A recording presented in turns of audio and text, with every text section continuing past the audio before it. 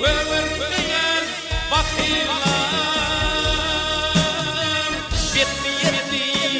karanlıklar Şirketin bağlasının başın sıfatın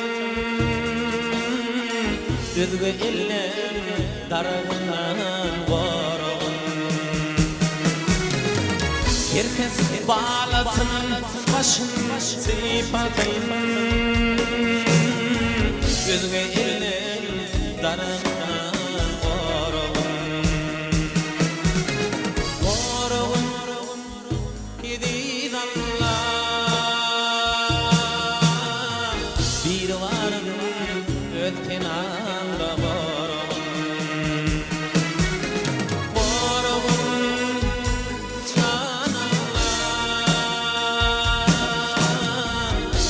Tulum ötken anda Bilanın biterimine